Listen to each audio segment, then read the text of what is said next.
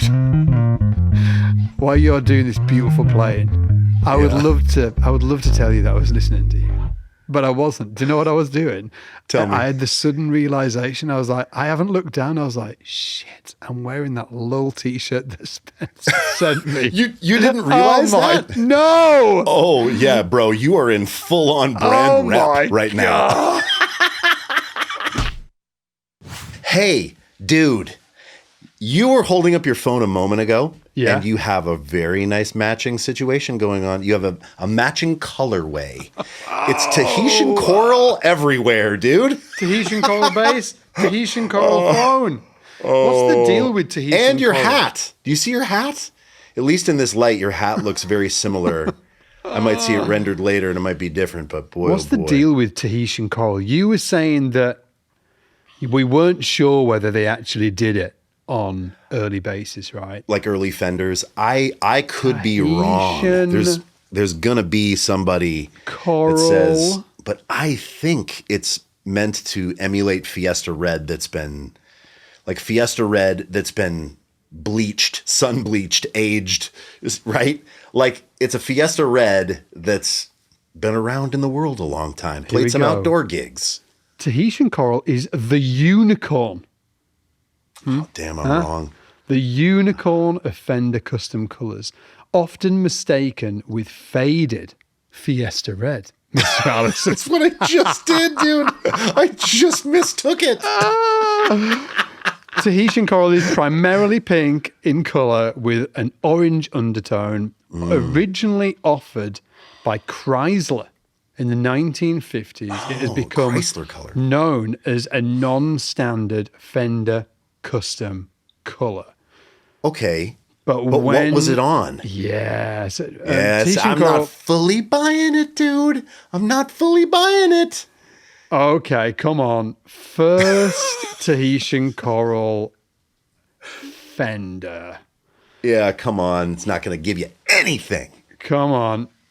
1960. Damn so it. There's a 1961. Yeah. I owned a 1962 P bass in Tahitian coral. Yes, so it was there. Sorry, Mr. Allison. Where are the photos? Is a photo of that bass exist?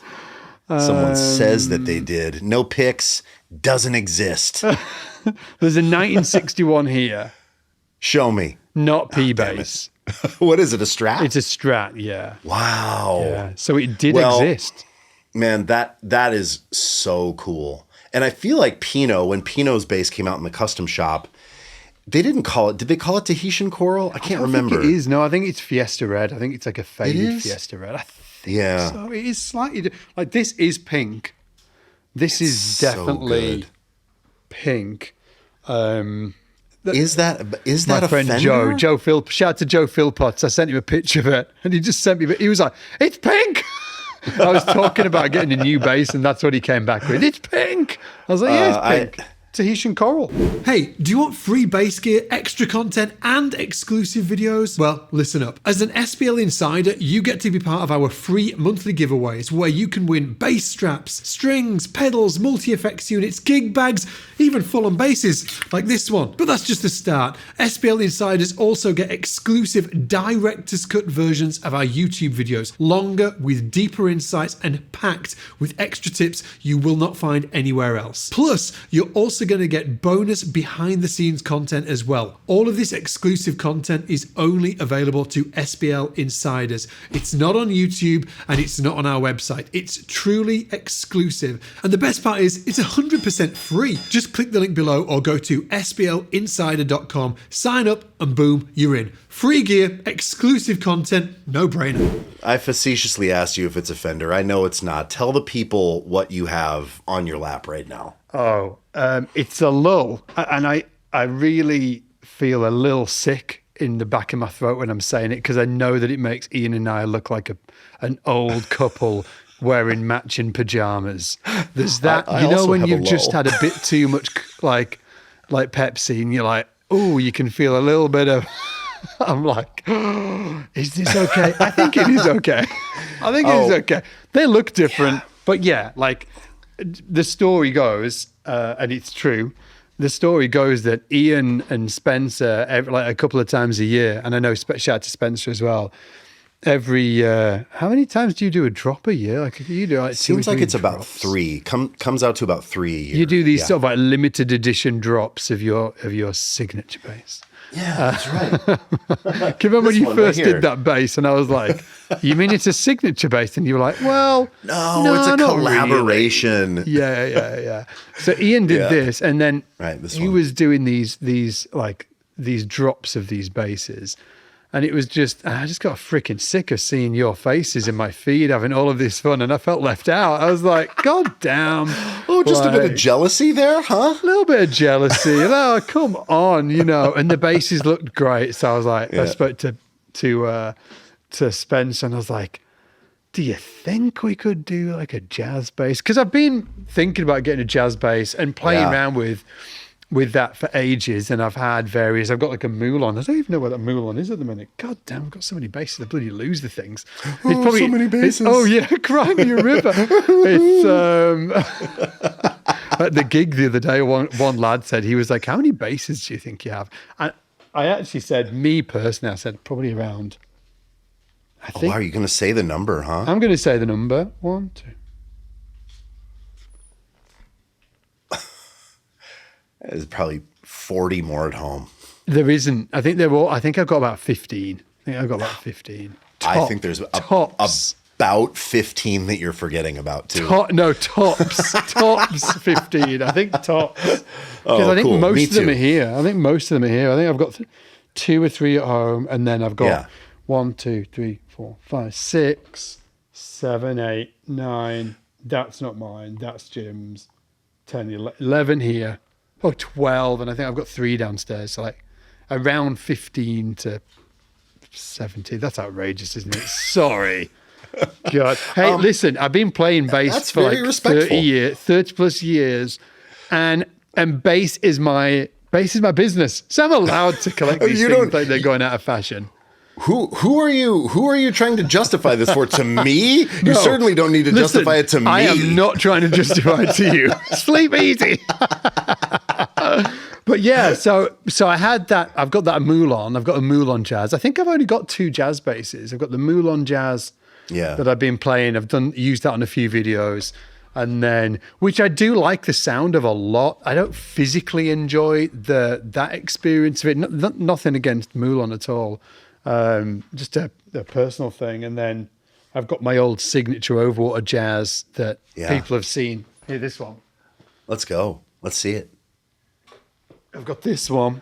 Oh, that's the one with the super tight string spacing really, too, right? Really tight string spacing, yeah. And a really thin neck as well. It's like 16 mil string spacing, which feels... You are a madman. I was a tinkerer, tinkering. Just feel free to tinker. And, I think it's cool. And now I've got this one here. And my F basses as well. They're kind of jazz basses in a way. They're like a deluxe jazz bass. They've got, even if you look at, they look kind of like a really modern kind of looking bass. But the pickups on those are actually like single coil jazz bass pickups, and I think that George Furlanetto, his original concept was based off of how do we get the jazz bass and move that on in terms of ergonomically and not so much sound, I don't think. I think like if you listen to an F bass, it sounds like a silky, polished, sounds like a jazz bass or within that same space. Right. But I didn't have like a 4-string jazz bass that I really fell in love with.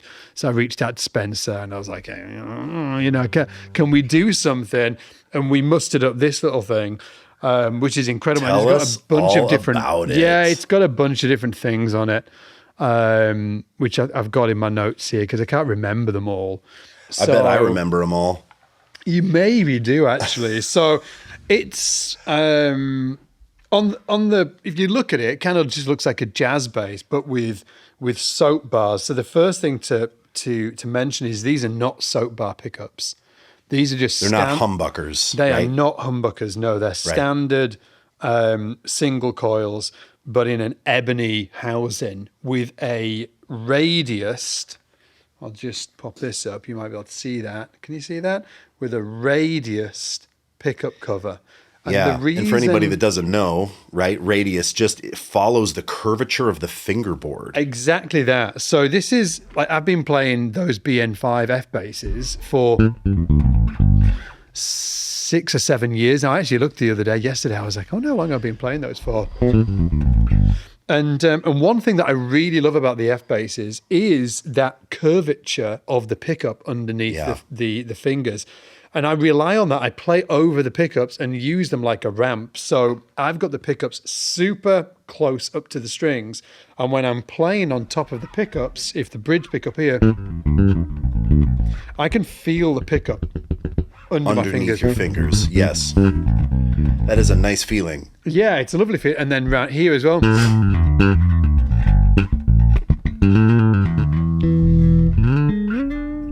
You know, I can feel it under there. And so that's why I had them. That's why I had them done. Now, interestingly, I was playing a gig the other day, and I think that I'm also going to put a ramp in between here. We can talk about that later if you want. But it's because I play in a physical. Okay. The what? I said sacrilege, but okay. Yeah. I know. It makes it look like a heavy modded jazz bass. But for me, like specifically in the trio gig that I do with the lads, I use like a specific technique, thumb and index finger technique, like a lot. And I can't do it if I haven't got the ramp in. And you need to feel that thing underneath your fingers. I need to feel it. I just cannot do it underneath without missing. And I can't do it on the neck pickup because that's too far, and I can't do it on the bridge pickup. I have to do it, you know, like that. Right. And it's like a technique that I've been developing over the last few months, and I really love it. Maybe like more than a few months, actually. I really love it. And I'm fast at it. I can really play fast with my thumb, index finger, and middle finger sometimes as well. Yeah. I'm not, if anybody's thinking I'm that Matt Garrison thing, that I'm not talking about that. It's something that's very specific to me. And I don't think if you listen to a record of like a recording of me playing, I don't think it'd jump out as like, ooh, that's like an interesting technique he's using there. It's not that. It's just a specific way that I play, kind of like the closest way of describing it without the bass here is I play lines like this.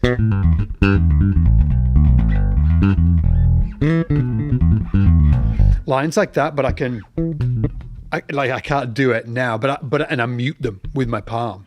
So I can mute lines like this,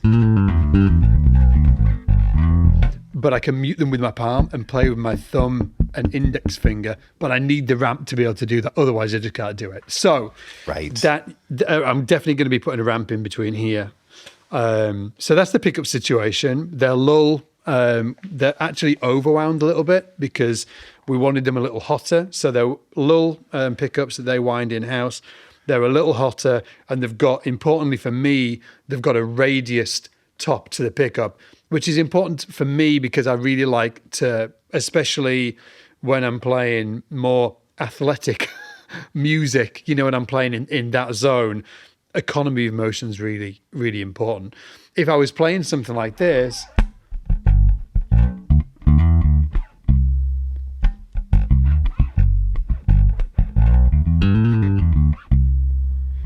right,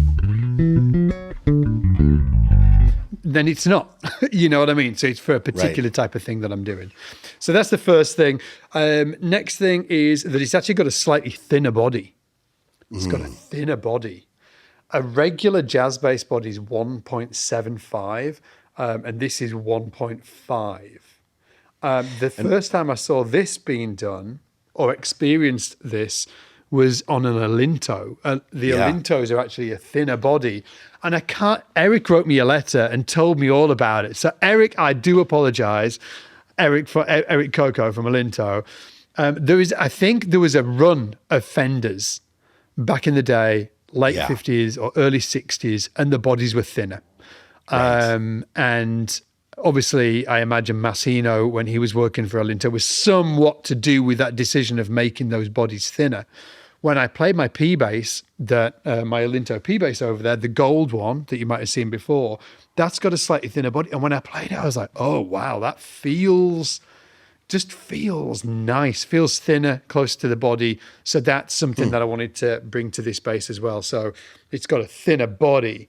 What else has it got? What's it made out of? What's the body wood? It's made out of alder. It's made out of alder. Either way. And we had to be finicky about the weight as well, because Spencer, rightly so, was worried about doing a 1.75 inch thick body. 1.5 inch thick body, because it might end up too light. Because Spencer and the team have got a particular set of weights that they like to use for body woods. Because with jazz basses, they want them just over 8 pounds, around 8.2, 8.3. Yeah, so that they're not super neck divey. Yeah, so they had to calculate. They had to use a slightly heavier than usual body wood so they could make the body thinner. So it's an actual, slightly denser wood than you're normally going to find on a Lull. That meant we could do a slightly thinner body, but have it be the same weight. And we did it. It's like around 8.2, 8.3 pounds, which is great. What else? Okay, so I was real finicky about the neck carve as well. It's thin front to back. So I really like my necks to be super fast, thin front to back. Just off all of the basses I played, specifically actually P basses that have some P basses have got really nice thin front to back.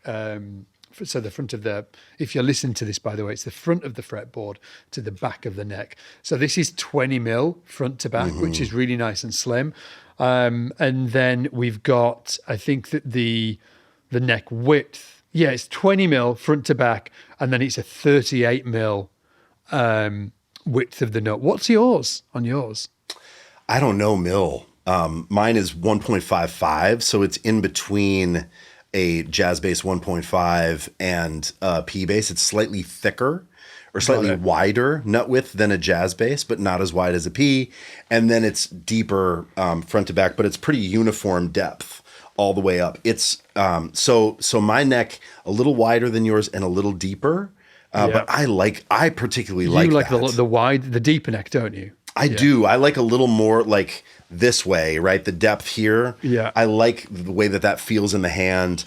And I don't like it to change much as I come up. Have you got a taper on yours as well or not? A taper, like you mean depth from... Yeah, I've got like a slim taper on it. So I would say mine is too. Mine is deeper. It's probably like 0.88. Probably Spencer will be like, ugh, I can't believe you. But it feels in the 0.8 up to, and then it doesn't get much chunkier as you go up. Got it. Okay, really like. Yeah, mine doesn't either. It's just slightly, I think. It's just got a slight taper on it. And then in terms of fingerboard, it's a rosewood fingerboard. I really wanted to have a compound radius. Thank you, Spencer. I was a freaking pain in Spencer's ass. I really was. I was like, can I have the body 1.5 inches thick? And can I have radius ebony pickup covers? You said it earlier, man. You're a tinkerer. You like to tinker. You still do. I am. There'll be luthiers, bass makers listen to this and like, I am your nightmare. Just know it. So, be scared if I ever knock on your door. So I really wanted a compound radius. The reason why I wanted a compound radius is that I like it a little rounder at the nut end. So it's leaning more to vintage. So it's 10 inch down here, and then it's 14 inch radius at the top. Wow, which means it's flatter out. Yeah. And I learned that through playing my F bass actually. So they've got a I think it's slightly different compound radius, but they've got a it could be 10 to 16 on the F bass, might be, but that's going down. I didn't know that that was my first exposure to compound radius. And I didn't understand. I used to play those F basses. Well, I still play them F basses. I used to play the F basses and wonder why I love the necks.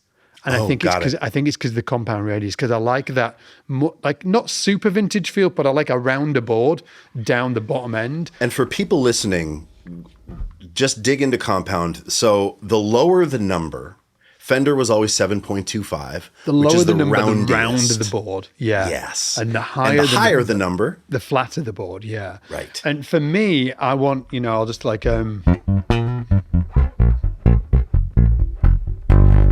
You know what I'm playing down there? I kind of want that. I think it adds something subliminal to me that makes it feel kind of like I want to play it dirty, you know? Like Fendery. Yeah. And then exactly that. And then as I move up into the sort of like the shred zone, you know, up here. Yes. It flattens out because it is, for me at least, a pain in the ass to play with a like a 7-inch radius up here. It feels really uncomfortable. It's nice. It's nice. The other thing about radius is that you can get actions lower on flatter radiuses, right? So like you have a more even action. Yes. On the flatter the radius, the easier it is to get a lower action if that's important to you. Exactly. You know, imagine that round radius on a Fender. A lot of times the A and the D string feel, like, you know, a nice action, but the G string feels high and the E string feels kind of high because that board is so round. Yeah. And then if you drop those down, now they're closer to the pickups, and the E string and the G string are louder. And right, it's a thing. And maybe some people don't pay any attention to that. But I've found this one is a 12, just not compound all the way up. And I thought, that's going to be too flat for me. But I've found the way they roll, the way they roll the board. They roll the edges, don't they? Yeah. It feels, I don't feel like it's too flat. And the action gets to a place that I really like. Yeah. Okay, so I love YouTube. You probably love YouTube. But let's be honest. It's not the best platform for in-depth teaching. Enter the SBL Academy. At SBL, we break down the bass with a curriculum-driven approach that spans from complete beginner level to super advanced. We also cover all kinds of genres, skills, and techniques, all brought to you by world-class bass instructors. And best of all, you can get started today for free at trysbl.com. And then also in terms of neck, I've got small vintage frets on it. So I've got small vintage frets. That was a bit of an experiment, actually. I think I like them. That's if I was doing it again, I'd probably experiment with a different fret size. It's not that I don't like them. It's just, it really differs, you know, like for me, because I'm just a tinkerer. You know, it really alters the feel of the neck sometimes. So I've got these vintage frets on it, small vintage frets. And in a way, gives you a lower perceived action sometimes because you can really feel the board. So that's why I wanted to go with that. Yeah, they're closer to the board. Yeah, exactly. Yeah, so I've got the small vintage frets on it. What else have I got? Lava Guard, which is beautiful. This beautiful pick guard. If you're listening to this on Apple or Spotify or something, it's got a really nice pick guard on it. I wanted like a vintagey bridge on it. I don't know who makes these. I think it's a Dunlop, maybe. I don't know who makes them. I don't think so. I don't think it's Dunlop. But I wanted this type of bridge on it, like real simple, with the grooves on it. You know, like the old Fenders do. I wanted that. It's also got you won't be able to see it, but it's got a really beautiful heirloomed finish, so you can get these sort of like these orange undertones coming through. You can see it here and then round here, and then down here as well. And it's got all of the kind of sort of like crack in the lacquer that you probably won't see, but if you were here with me, you'd be able to see. And it's all nitro, right? All nitrocellulose finish. Yeah. Mm-hmm. It's got an oversized headstock as well. Yeah, that's so good. Because matching as well. Come on, matching headstock, and it's oversized. It's got hip shot tuners. I did mention having vintage tuners on Spencer, and I didn't even get to the end of the sentence, and he was like, "No." I was like, "Oh," because then your bass just does this. Yeah, he was like. Shout out to Spencer. He put up with all of my shit and all of the stuff that I asked for. So that was the only thing that he was like, no. And I was like, I can take that. And I'm really glad I didn't actually, because it balances really well. And then the only sneaky thing that's in here is that it's completely passive. So this is tone fully up, right? So...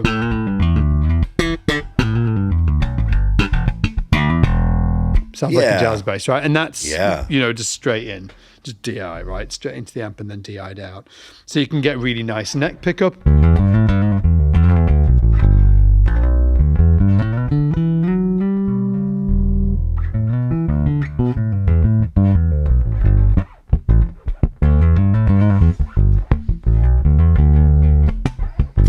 the neck pickup on a jazz.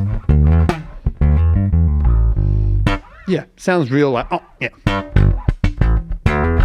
Real nice. Yeah. Then you've got both pickups on. Yeah, it just sounds like, you know. Yeah. Like kind of like a hot jazz. Mm-hmm.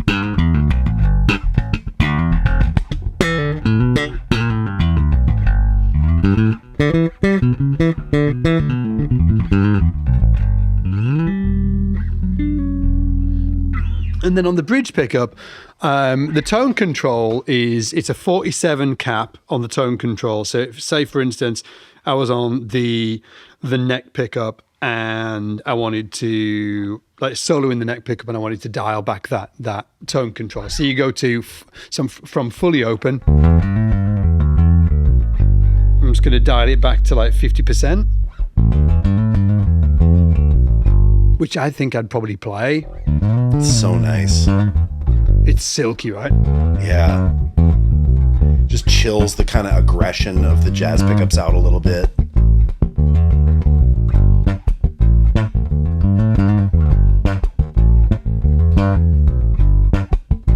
Yeah, so that's the neck pickup soloed with 50% tone. Then I can take it all the way down.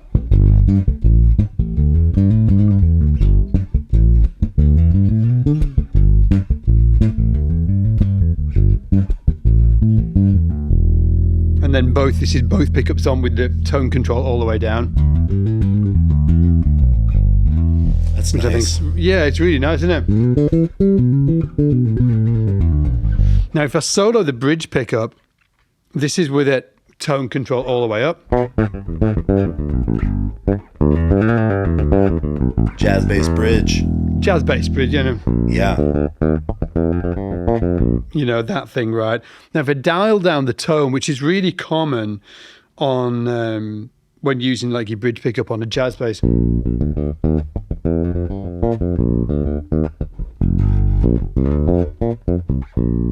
This is all the way down.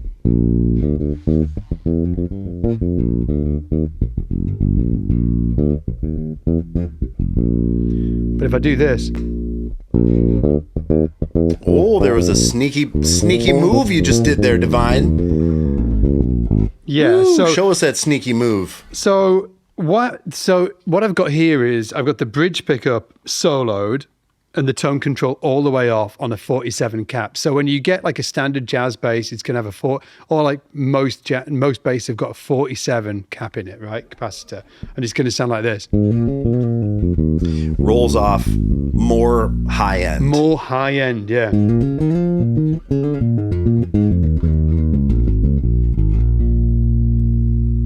So I asked them to do this. And that seems like it's rolling off less high end. And giving it a huge mid bump, which means that if I'm doing a solo,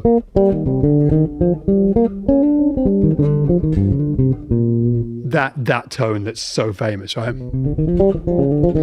Bridge pickup, tone rolled down, but so and am I correct in there's two caps inside of it? There's yes? two caps, yeah.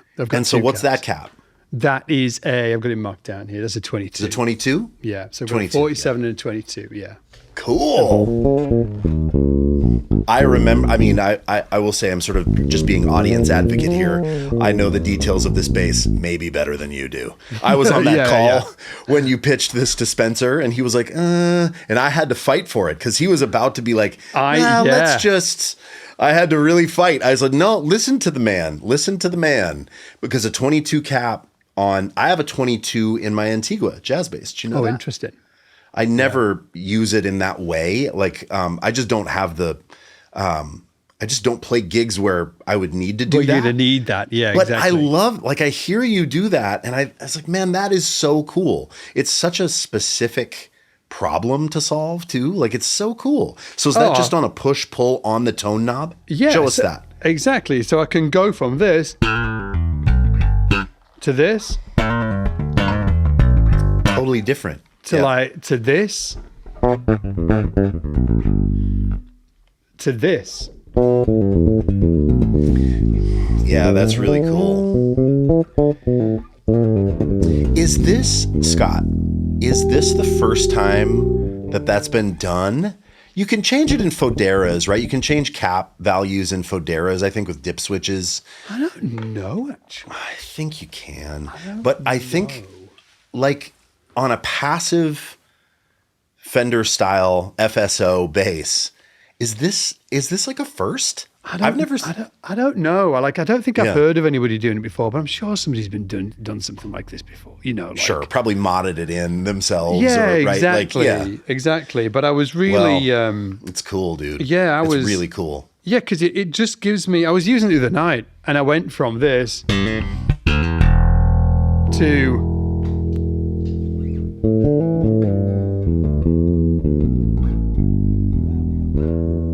And that 22 capacitor is very different from this. Completely. Here's the 22. And can I correct something? Well, not correct. I just clear something up. It's not that the 22 gives you a mid bump. It's not that it's a boost. It's just rolling off the high end it's a in a different perceived way. Mid boost, isn't it? Yeah. Yes. Whereas the 47 rolls off into the kind of like high mids. Yeah. Like it's an aggressive roll off. So you hear, the sound just gets more like this. Whereas that 22 kind of, it just doesn't roll off quite as much into the high mid range. Yeah. Here's it all the way off with just the bridge pickup. So that's with the 22. Sorry, that was. Okay. Here's the 47. Smoother. Yeah, with the 22. And then now turn the tone knob all the way up. Just no roll off. So cool. So 3 very distinct. That's them.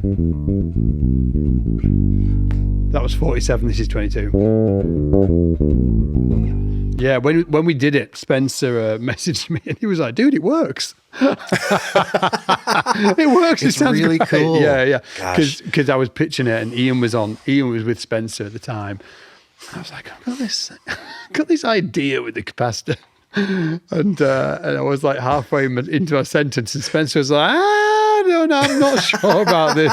And Ian was like, no, man, listen, check it out. I did. I fought for you. I fought for you because I thought it was a cool. Yeah. It's also something that differentiates. I mean, there's a lot of things on that bass that differentiate it. Also, I have to say, it looks like with the pickups the way they are, it looks like that 59 jazz bass prototype. Yeah. Yeah, you know the one I'm talking about? Yeah, the one that was on Reverb for like $60,000. Yeah, yes, it had. Yeah, it had Mustang pickups on it, didn't it? Black. No, it was Mustangs. like Jazz Master. Oh, was it Jazz Master? Mustang. Yeah, Jazz Master. Yeah, that was. Yeah, like those big, thick, black. Yeah. One was a little. I think the neck was a little even bigger than the bridge, and they just sort of threw some single coils in some essentially like Jazz Master housings.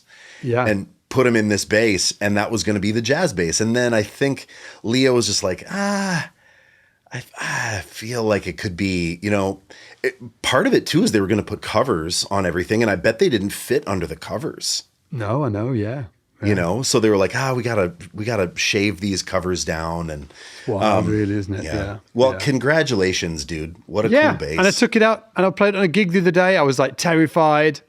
Because you take it out on a gig, you don't know. You can play it at home, but you don't know how it's going to respond on a gig. It was wild, actually.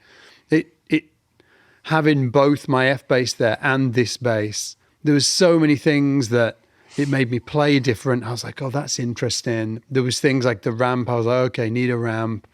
And then also from like a sound perspective, it was just so fascinating how you play different on different instruments. Totally. You know what I mean? It really, really changes how you play. Not only the sound of the instrument, but the physicality of it as well. Right. Yes. And I think that when you're buying a bass, I think that it's something that you should consider the physical side of it as well, depending on what you're trying to play, the music you're trying to play. But I think, as we always say, like, it's endless rabbit hole. Going to pop out in Australia at some point. Whoa. Anyway, dude, let me know about yours. Yeah, let me know about this thing. Yeah.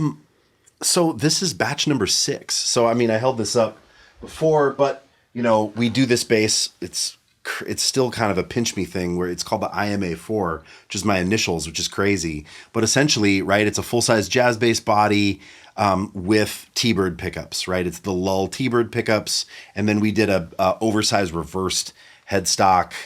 And this has been around, I think we started doing this 2 years ago in 23. Yeah, 2023. Wow. So we've done 6 runs so far. And the most recent one, we did an homage to like the 50s P bass, but still with a jazz bass body. And I know, you see this and you think, oh yeah, I've seen that before, but you never have. So there have been a lot of basses that have done a P bass body with this style of pickguard, with like a 50s style pickguard that covers both horns. But no, there has not been a production model bass that has a jazz bass body with this pickguard and a T-Bird pickup.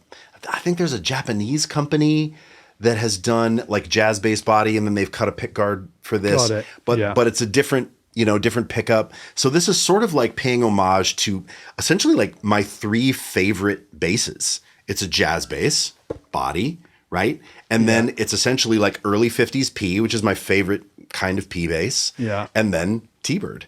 And so it's then in terms of that placement of that pickup as well. Yeah. Is that where a P bass pickup is, or is it where the neck pickup on the jazz was? It's neck pickup jazz bass. Neck pickup jazz bass. Mm-hmm. Got it. Yeah. It's exactly the same spot that it is on the other, the other IMA 4s. So the question is, does it sound the same when you solo the neck pickup on one of your other basses? Does it sound the same as that sound? No. The crazy thing, and it's a completely different wood recipe too. This is solid ash. Oh, okay. The finish is called milky shell pink. So you can kind of see, it's hard to see in the camera, but you can see the grain.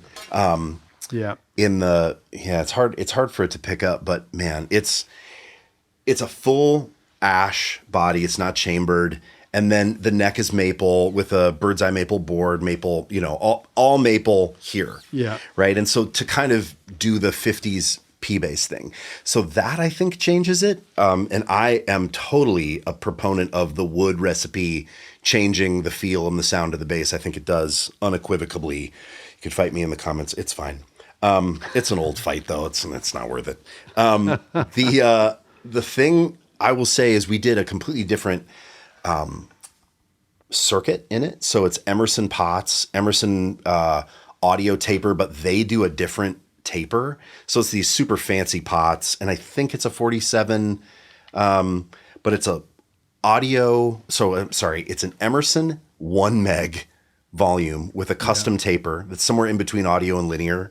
And then I believe it's also an Emerson Tone 500 with a 47 cap. I mean, oh boy, I was like getting nervous about how nerdy I was just sounding right there. I was like, these are words. It was level 10. But it changes things. And anytime you have a bass that has one pickup in the circuit,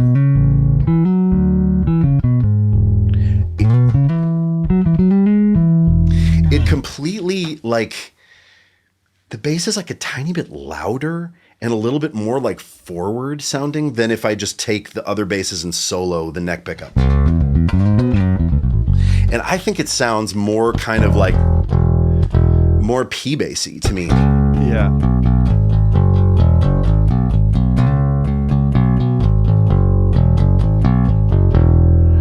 Like it's got a real gonk to it. Yeah, sounds nice. I mean, I will say that the one from Run 4, we did heirlooms like nitro finishes.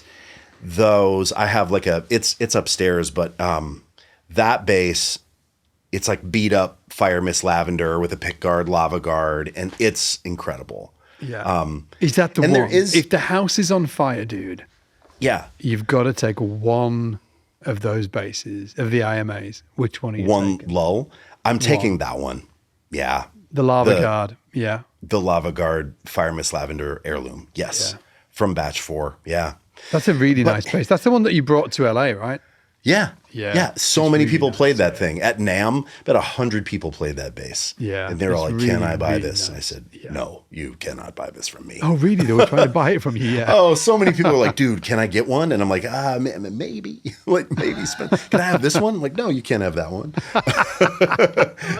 But there's something like, that thing about playing a P bass where like it's just so simple. And there's only one way to change the sound. It's like you can't change pickups. So you have the tone knob, right? I mean, and this is a nice big old, wide 47. Yeah. So it really gets rid of all that high end. But you can't change the sound with pickups. So then it's about hand and like, where are you playing it? Or dude, while you're doing this beautiful playing, I would love to tell you that I was listening to you, but I wasn't. Do you know what I was doing? Tell me. I had the sudden realization. I was like, I haven't looked down. I was like, shit, I'm wearing that Lull t-shirt that Spencer sent me. You didn't realize that? No. Oh yeah, bro, you are in full on brand rep right now. Oh god! I was like, hey man, strong choice. Wearing that Lull tee. You could have told me, dude. I assumed you looked in the mirror this morning. This was not a fashion choice. No, it was not a choice. But it's a good t-shirt, man. It's a good t-shirt. It's a great tee. It's a great tee. No. That's so funny, man. It's really funny. I was like, and we should rewind just that last bit and just see. As I was like gazing at Ian, I was like, "Oh no!" Can you not see yourself in the Zoom call? No, can you see you? What? Of course. I can't see me. I'm just looking into the thing. I can see you. Oh! Tell Connor to sort that ish out. Connor, man. we love you, Connor, but sort that out. I was just saying that I realized I was wearing a Mike Lull t-shirt. I'm playing a Mike Lull bass. I said, can he not see himself in the Zoom call? Try to be as British as possible. Yeah, no, I can't see myself in the Zoom call. Dude, I was saying before we started this that maybe like it's hilarious because people considered you a P-bass guy for so long. Yeah. And I have been a jazz bass guy, although I've played a bunch of different stuff, whatever's right for the gig. But now I feel like, okay, yes, both of these are jazz bass bodies, but this one is so much closer tonally to like a P bass, right? Yeah. And yours is a full on jazz bass. It is a full on jazz bass. And it's incredible. And it's this hilarious role reversal. And I love it. I'm just going to hold it up like this so you can't see the t-shirt. Are you kidding me? It's hilarious that you think we can't see the t-shirt right now. Wear that t-shirt proud, bro. Oh no, dude. It's like, oh no, now Connor's put it on so I can see myself. Oh no. Look at it. Dude, everybody's going to wonder, okay, cool. Is SBL just like sponsored by Lull now? Yeah, that's what I mean. I'm like, is Lull sponsoring? No. What would you? No. What would you say I would to that? say is Spencer's just having the best day ever right now. He's like, yeah. No, I'm absolutely not sponsored by Lull or anything like that. It's so funny. Yeah, man. but I will say they make a great bass. Yeah. I mean, hey, okay, so everybody take this with a grain of salt because I am like financially motivated, right? Like if you buy one of these basses from Lull, I get a commission. So take this next comment with a grain of salt. I bought this bass. Right. So you're in a different position. I will say it, I got a deal, but I did buy it. But money you paid was for exchanged. that instrument. And I got a t-shirt as well. Yeah. We set up a structure, right? Where like when we do runs of these basses, I get to have an instrument and I get a small commission. And so just take this, so I just wanted to be transparent about that. But the crazy thing is I never thought about Lull that much until Like I knew about them. I never knew Mike personally. And when he passed tragically a number of years ago, his son Spencer took over the company. This is just audience advocate stuff, Scott. I know you know this, but right, like he started to crush on social media and just do such a good job. And I really liked him. I liked what he was about and what he stood for and how he interacted on social. And I was like, I would like to try one of these. I wonder, I wonder if they're cool. And he sent me one just to check out, just like, hey man, like no kind of like, there's like no deal. We weren't, he was just like, yeah, you want to play one and see what you think. And I played it and I couldn't believe how much I liked it. Yeah. I think I couldn't believe Lull it. in the past has not been like, maybe this is me. Maybe in my mind, I'll say for me, I don't know, like you guys let me know in the comments if you were the same. I always sort of like, in terms of what do you call them? FSOs, fender-shaped objects, right? Which would be, the famous ones would be Sadowski, well, Fender Custom Shop, Sadowski, Oliva Capolo, Alinto, who else? And then the ones that are more like straight copies, like Nash. For me, I saw the sort of like the top runners as like Sadowski and Oliva, I think. Like, of those, they will be the top ones. And I never, and again, this is for me, maybe it's different in the US, but for the UK, there wasn't that many Lulls around. And there was more Sadowskis and stuff. And I think that the perceived, not value, but the perceived part of it, I'm phrasing this incorrectly, obviously, but I always thought, Sadowskis are sort of like they're like a deluxe sort of like version, and Lulls aren't as custom as Sadowskis. They were just, for whatever reason, marketing and and just sort of like I don't know, like market perception and stuff like that, and that's bullshit. Actually, yeah, I know. I've played all of them basses. I know, me too. And I would say that Lull are, I'm not going to say that they're the best, but I would say that they're absolutely the 1% of the 1%. And I never knew that until I played yours, actually. I was like, oh, that's interesting. I know, dude. When I got a 5-string that they made that just to try, and I was like, oh, I didn't get it. Because if you see it, you see basses on Instagram or on a website or something, and you think, huh. But the thing that set it apart to me was like the fit and finish, how everything was put together was crazy meticulous. And the way the neck felt, the neck finish and the fretwork was like super next level. And they plaque, but it's more than that. It's like the team they have. And now I know these guys. I know Tom. Shout out to Tom, who's like shop master there. Is just incredible. And I don't know, I sound like a rep, and I suppose I sort of am, but I will say this: I am so finicky and particular about the stuff I play, and there's no way that I would ever have partnered with a company if I didn't love what they did. No way. It's. Yeah. And when we do these runs, it's so much work and it's so much fun. It's not like, just raking in this money hand over fist. It's not that. It's like, it's so much effort to make it happen. And I wouldn't do that if I didn't absolutely love the instruments. And so, I've played all those other brands too.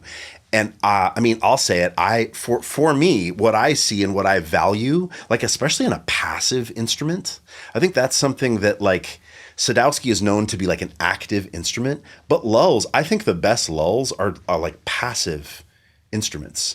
They do put preamps in things, and you can get an active one. But boy, I think what Spencer and the team go for is like an incredible passive build, and I think they're a cut above anything else that I've played. I haven't played anything else in the passive like FSO zone that I think is better. I haven't either, actually. Right. And that's wild. Fender Custom Shop. I'm talking all that stuff. I think these are a cut above in like every way. Yeah.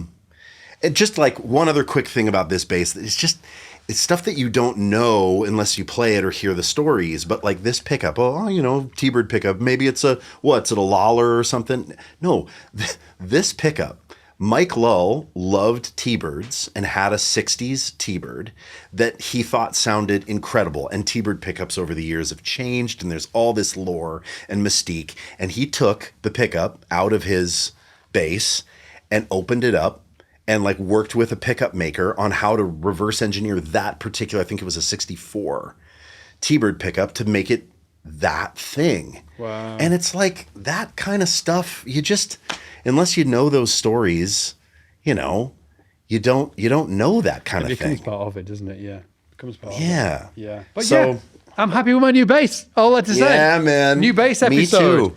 And it looks awesome on camera, right? Oh my gosh. Yeah, it really does actually. It's remarkable. I'm super really, really happy with it. Yeah. And after I went on that gig, I messaged Spencer and I said that I might need to order a 5-string. I was like, I need a 5-string, dude. Because I really like that. I really like having a B string, you know. Like it's nice. Bro, that in a 5 would be bananas. Yeah, I think so. Yeah, I think so. I think I'm going to have a clear out as well.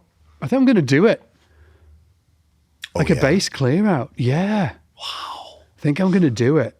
Whoa. In the comments below, guys, let us know if you think that's true or a bunch of horse shit. No, I think it's true, man. I think it's... I really? feel Okay. like the itch. I feel like this. You feel the itch to cleanse. I feel, I need to do some Marie Kondoing of my instruments. Yeah. Oh, yeah. Is that where you hold the bass and ask if it brings you joy? Yeah, you brought me joy. Yeah, like, joy. is it bring you do bring me joy? You have brought me joy. I don't know. My voice read and that then you Marie thank Kondo it for book. its service. Yeah, that's it. Thank you for your service. Good luck. I'll see you on the other side. Yeah, out into the ether. Yeah, I think I'm gonna do a cleanse. A bass cleanse. Yeah. Wow. What's the first one that you feel like that needs to go somewhere else? What's the first one that comes to mind? I'm going to do a massive giveaway. Oh, wow. Personal collection giveaway? Maybe, yeah. Whoa. Yeah. Wow. I kind of like that idea. I kind of do too. Yeah. Crazy. You know what I mean? Could be exciting. I've got like my old signature basses and stuff like that. Like, I feel like I'm holding on to them and I shouldn't be. I don't know why.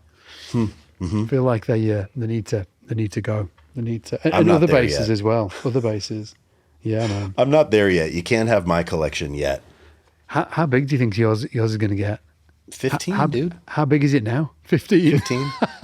Same as you.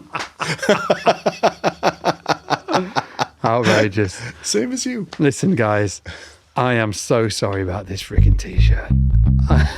Why are you apologizing? Because I just turned up like that guy. Let's just leave it at that. You really did. I did. Like, if I'd had the hat, it would have been the perfect combo. You know what I mean? Thank goodness he didn't send me a hat as well. Spencer, I love this t-shirt, but just not on an episode where I'm talking about the new bass. I don't want to be that guy. Oh, Too late. Too late. So but look at that Tahitian coral against the black. It's nice. Is very nice. Thank you, Connor, for just putting me on the screen again so I can just see myself in all the glory. Anyway, guys, thank you so much. Spencer, thank you for the bass. It's wicked. I really love it. And oh, thanks, Connor. Connor's now zoomed in.